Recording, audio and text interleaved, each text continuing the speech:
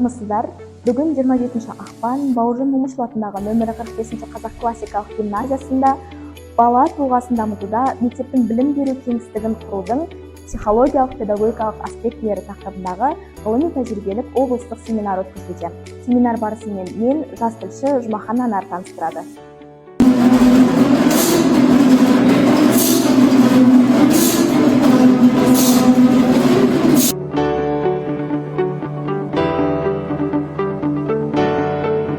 Сәлеметсіз бе, өзіңіз таныстыра кетсеңіз? Саламатсыз ба? Меркі ауданы Мұхтар Әуезов атындағы жалпы орта білім беретін мектеп лицейінің директорымын, Күшман Мамбелбес Сенбайқызы. Жақсы.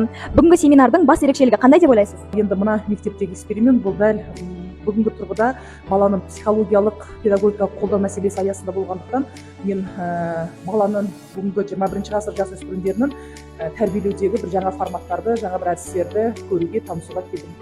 Сәлеметсіз бе, өзіңіз таныстыра кетсеңіз? Менің атым Шыңғыс, Жашаралы болып, Мойынқұмнан келдім. Бүгінгі семинардан өзіңізге қандай пайдалы ақпарат аламын деп ойлайсыз? Енді ең бастысы қазір бізге баланың тәрбиесі ғой. Сондықтан балаға байланысты бір өзекті осындай тәжірибелі мектептен алым деп өзім ойлап келдім. Жақсы, ал дәл қазіргі көңіл күйіңіз қалай? Тамаша, көңіл күйім жақсы. Бәрі жақсы. Жақсы, рахмет үлкен. Бізге қазір пленарлық бөлім, яғни семинарымыздың ресми ашылуы өткізілуде.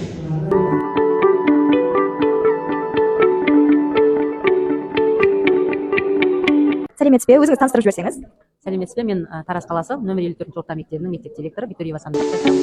Жақсы, бүгінгі семинар қалай ашылуы, қалай өтіп жатыр, жалпы көңіл күйіңіз қалай? Бастамасын көрдік, мінекей жүйелі, мықты, қазіргі керекті, заман талабына сай тақырыппен ұйымдастырылған. Енді ары қарай бұдан да көп нәтиже, көп жаңалықтар күтеміз семинардан. Жақсы, үлкен рахмет. Бізде қазір ұлттық құндылықтар кеңістігі өтіп жатыр. Бұл жерде қазақтың ұлттық ойындары қонақтарымызға таныстырылып жатыр.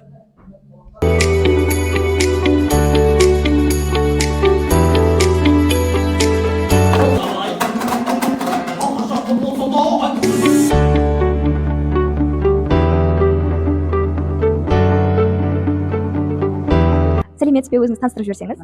Мен Шу ауданы Мұқағали Мақатаев атындағы Тірек орта мектебінің эксперименті жөніндегі орынбасарымын, Жексенбаева Баян Еркулақызы. Жақсы. Сізге әдістемелік кеңістікте бір жаңа қандай ақпаратпен таныстыңыз? Әдістемелік кеңістіктегі менің байқағаным, әдістемелік жұмыстар өте жүйелі жасалған екен, жүйелі жинақталған, барлығы қолжетімді. Бізде қазір робот модельдеу кеңістігі жүргізіліп жатыр. Бұл жерде гимназия оқушылары мен ұстаздары робототехника әлеммен және осы саладағы жетістіктерін қонақтарымызға таныстыруда.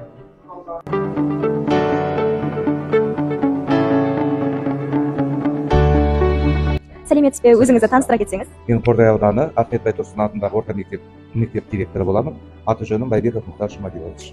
Жақсы. Осы робот модельдеу кеңістігінен қандай жаңа ақпараттармен таныстыңыз? Енді бізде халық ұлттық қорынан қомақты қаржы бөлінді.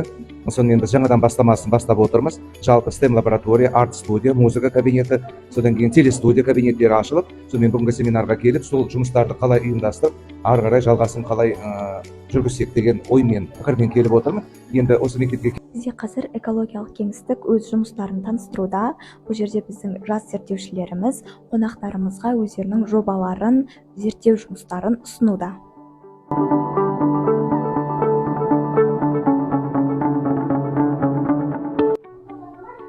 Бұл бізде лингва кеңістік. Бұл жерде біздің гимназиямызда оқытылатын шет тілдер жайлы ақпараттар таныстырылуда.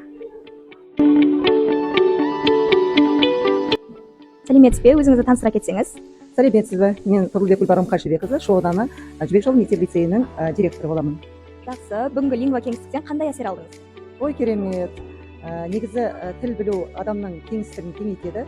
Адамға тек қана өзінің бірінші кезекте әрине ана тілін білу өте қажет. Ал енді одан басқа мынау ел білу үшін, ел тану үшін, жер тану үшін басқа тілдерді меңгеру кедергі етпейді. Сондықтан біз 45-ші классикалық гимназияның оқушыларының осы 5 тілде оқытылып жатқаны мені таңғалдырды. Тамаша жетістік. Сәлеметсіз бе, өзіңізді таныстыра кетсеңіз? Сәлеметсіз бе, Көлбаев Ержан Жиенбайұлы, Сарысу ауданы Жаңатас қаласы Шоқан Уәлиханов мектеп гимназиясының директоры. Жақсы, бүгінгі психологиялық кеңістіктен қандай әсер алдыңыз? Психологиялық кеңістіктен кейінгі көңіл күйіңіз қалай? Психологиялық кеңістіктен кейін әрдайым психологтың алдынан шыққан адамның көңіл күйі ерекше болады ғой. Бүгінде әртүрлі мәліметтерді ала отырып, психолог бізге керемет көңіл күй сыйлады. бір Бұл бірімізге жақсы кабинетте біздің гимназиямыздың үздік ұстаздарының бірі Ахмедова Зубида Каримовнаның ашық сабағы өткізілуде.